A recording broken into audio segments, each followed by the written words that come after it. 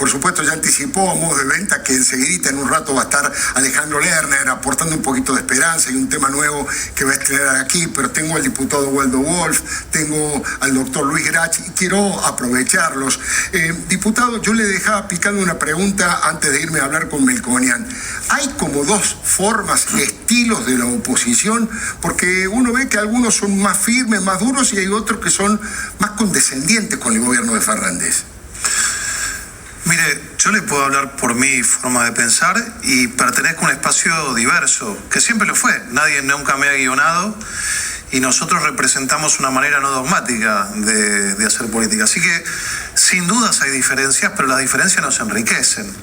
No es lo mismo quien tiene responsabilidad de gestión y tiene que negociar la coparticipación, la adquisición de respiradores, la adquisición de camas en caso de internación, que quienes no tenemos responsabilidad de gestión. Y los dos tenemos que hacer política a nuestra manera. Hay algunos que tienen una filosofía dentro de la política que, a mi entender, es irrealizable desde lo tangible, porque algunos dicen este es el momento de estar unidos por la patria, y nosotros estamos unidos por la patria. Claro. Usted lo dijo muy bien, dijo barbijo sí, tapaboca o mordaza no, y hay que definir qué es la patria. La patria es la suma de nuestras costumbres, de nuestra historia y de nuestro reglamento, nuestra constitución. Y hacer patria no es decirle que sí al gobierno. Hacer patria es cumplir con un sistema democrático republicano. Y la función de una oposición en la República es ser contralor del Estado. Claro, por supuesto. Es luchar contra la impunidad, es interferir con documentos, como usted dijo. Nosotros presentamos hoy una impugnación a quien cuida a los testigos protegidos. Estamos presentando mañana con el diputado Luis Petri ante la Comisión Interamericana de los Derechos Humanos un documento para que den un cronograma de repatriación a nuestros compatriotas que están afuera. Somos los que hemos denunciado sobreprecios. Entonces, eso es lo que nosotros tenemos que definir. ¿Qué es ser patria y qué no ser patria? Yo le pregunto a usted, ¿qué hubiese pasado sin oposición en el 83? No. ¿Hubiese existido la CONADEP? Seguro. ¿Hubiese existido el juicio de las juntas? ¿Qué hubiese pasado si durante los años difíciles del ala madura del kirchnerismo, Lilita Carrió, Laura Alonso, Fernando Iglesias, Margarita Stolbizer no hubiesen denunciado lo que después vimos? ¿Qué hubiese pasado si no se hubiese denunciado Chicone Calcográfica? Hoy lo tendría Vudú, dueño de la fábrica de hacer moneda. ¿Qué hubiese pasado si no se hubiese denunciado el memorándum con Irán?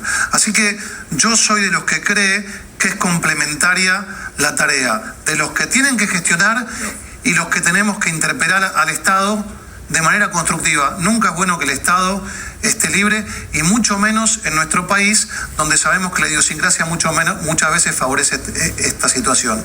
Y es importante decirle que aquellos que tienen esta visión más laxa, yo estoy convencido que nos va a encontrar todos juntos. ¿Usted se imagina? El año que viene hay elecciones. Lo mejor que le puede pasar a una sociedad. Seguro. Elecciones para que se equilibren los poderes del Estado, para que se equilibre la Cámara de Diputados y Senadores. ¿Usted se imagina algún votante del 41% apoyando a algún opositor que se abrace con Cristina Fernández de Kirchner en un escenario? ¿Que se abrace con De Vido? ¿Que se abrace con Jaime? ¿Que se abrace con José López? No, somos complementarios. Los que entienden que hay que apoyar en este momento nos tienen al lado, por eso estamos apoyando, por eso fuimos una oposición absolutamente responsable. Pero ellos mismos van a estar al lado nuestro, entendiendo que es el kirchnerismo el que es parte del gobierno. Sin duda. Usted me preguntó antes cuáles eran peor de las cosas. Sí.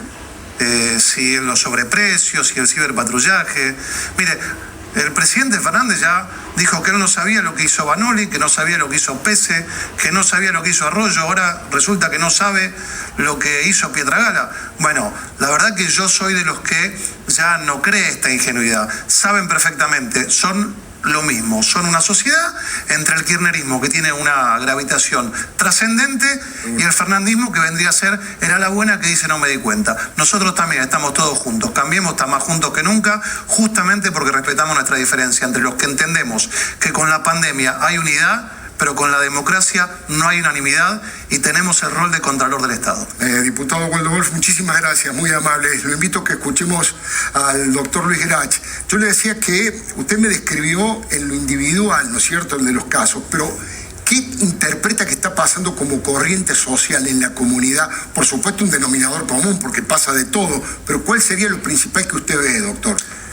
Yo creo que yo dividiría lo que pasó en dos tiempos. Hubo un primer momento donde yo creo que lo que hubo fue una exacerbación de la ansiedad, del temor, y todo el mundo se plegó a la cuarentena, cumplió con la cuarentena y no padeció la cuarentena durante un determinado periodo de tiempo. Es más, nos sentíamos protegidos. La sensación que tenía la gente es que en la medida en que cumplía la cuarentena, su ansiedad disminuía porque se estaba cuidando de un riesgo de contagiarse, de enfermarse, de contagiar a sus familiares, etcétera, etcétera.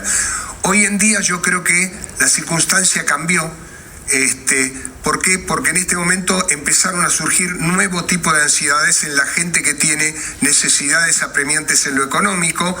La economía no es Wall Street, la economía es la luz, el gas, el teléfono, los medicamentos, la comida. ¿Y a qué se debe esto?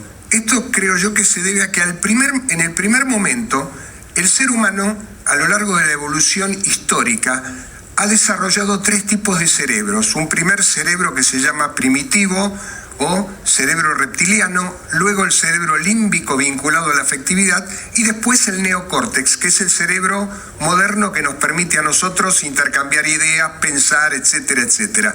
Cuando surgió el tema de la pandemia, que además la palabra misma desde el punto de vista médico quiere decir que una enfermedad está, digamos, expandida en el mundo. No quiere decir pandemia, no es sinónimo de muerte. Todo el mundo tiene una tendencia a asociar a establecer una sinonimia que no existe, como si hay una pandemia nos vamos a morir todos. No nos vamos a morir todos. Hay una enfermedad que es altamente contagiosa y que existe en casi todos los países del mundo. Ahora, ¿qué pasa cuando surge socialmente, como vos me decías, Alfredo, una prevalencia del cerebro emocional por sobre el cerebro racional? Entramos fácilmente en miedo, entramos en pánico. El miedo se propaga más fácilmente que el virus. El miedo es más contagioso que el virus. El miedo favorece una instancia psíquica o favorece un estado psicológico que es el de la regresión. Cuando hacemos una regresión psíquica nos sentimos más chiquitos, nos sentimos más frágiles, nos sentimos más débiles y esa regresión psicológica tiene su repercusión también en lo biológico, disminuye el sistema inmunitario. Seguro. Entonces, se baja la defensa. Exacto. Entonces tenemos que tener lo que yo llamo un miedo responsable, que está justo en el medio entre el terror o el pánico y la irresponsabilidad. No. Cuando prevalece el cerebro emocional, yo ponía la vez pasada un ejemplo que es, si yo te pregunto a vos, Alfredo, imagínate que te vas de vacaciones una semana al Caribe y estás nadando en el mar. ¿Qué vas a tener más miedo? ¿Que te muerda un tiburón o que te caiga un coco en la cabeza y te mate? Es una obviedad la respuesta, por supuesto. ¿Cuál es? ¿Tiburón? No, por cada 10 personas que muerde un tiburón, mueren 150 personas de caída de cocos en la cabeza. Es por eso que en los resorts en el Caribe, a la mañana temprano vos ves subir a las palmeras a muchachos que cortan los cocos porque los hoteles ya saben que el riesgo es mucho mayor.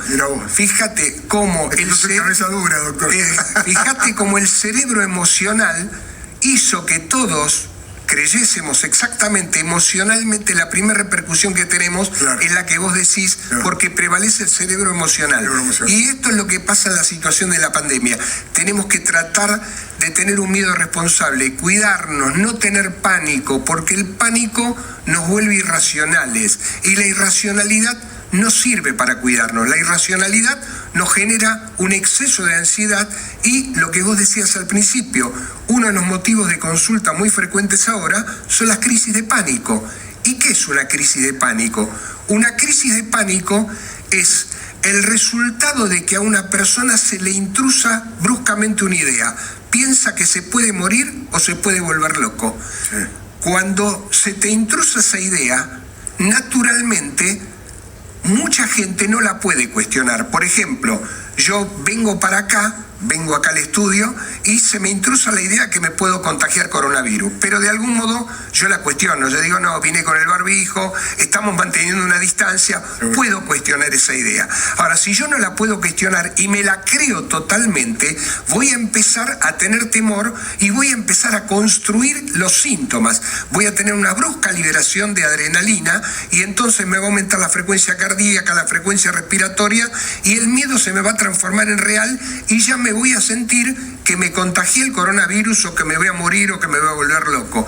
Esta es una de las patologías o de los motivos de consulta más frecuentes hoy en día, que son las crisis de pánico, que es una de las máximas expresiones de lo que yo te decía al principio, que son los trastornos de ansiedad. Trastornos de ansiedad. Doctor, ha sido realmente muy didáctico, muy interesante escucharlo. No va a ser la última vez que lo invitemos. Muchas gracias. Muchísimas gracias por la invitación.